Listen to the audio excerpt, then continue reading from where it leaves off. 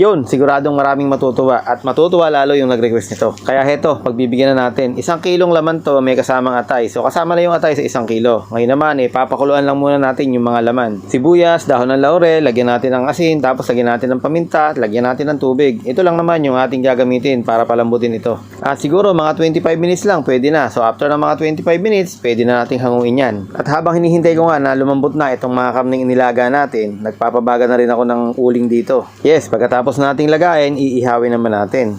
Ngayon, palagay ko, alam mo na yung lulutuin natin dahil pagkayaring lagain, iihawin naman natin. Tapos yung atay, hindi natin nilaga, iniihaw din natin ng sariwa yon hanggang sa maluto na.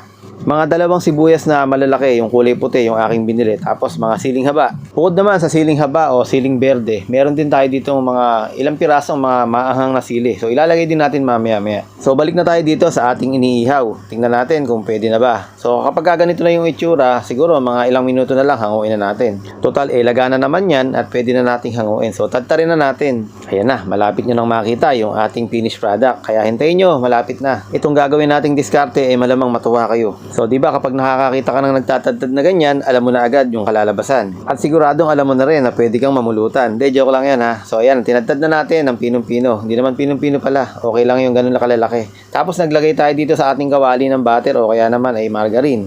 Tapos, inilagay na natin itong mga sibuyas. Guys, itong ating ginagawang sisig na ito, para sa bahay, na kung gusto nyo ipa-order sa labas, pwede rin naman. Pagkatapos ng sibuyas, dito na natin ilagay yung mga tinadtad nating karne. So halu-haluin lang natin yan at dito na rin natin yan titimplahan. Lalagyan natin ng oyster sauce. Tapos lagyan natin ng mga siguro 3 hanggang 4 na kutsarang toyo. Tapos liquid seasoning. Pagkatapos ng liquid seasoning, lalagyan ko pa yan ng pampasarap. So itong ginagawa nating sisig ay sa kawali natin ina-assemble. Parang ginigisa na natin kumbaga. At eka nga, disclaimer lang at ito ay ating version. Hindi version nila, hindi version ninyo, version ko.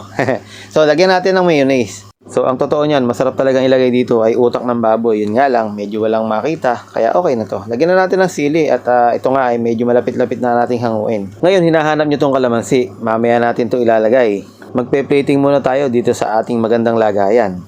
Tapos, yung ganito karami, 2 kalamansi ang hinihingi nito. So, ganun talaga. Kung kailan mo kakainin yung sisig, saka natin lalagyan ng kalamansi. Para talab na talab yung asim. Kapag kasi nilagay natin kanina habang ginigisa, medyo mawawala yung kanyang natural na asim. Kaya ang diskarte ko, bago natin kainin, ilagay na natin yung kalamansi para talagang talab na talab yung asim. Hindi ko naman sinasabi na gayahin nyo itong ginawa ko. Pero kung minsan, baka may time kayo, pwede nyo itry at baka mamaya magpasalamat pa kayo pag natikman nyo. Ngayon, alam kong may diskarte ka sa pagluluto ng sisig. Gusto ko sana ay makita dyan sa comment section. Pwede mong picturean kapag nakagawa ka.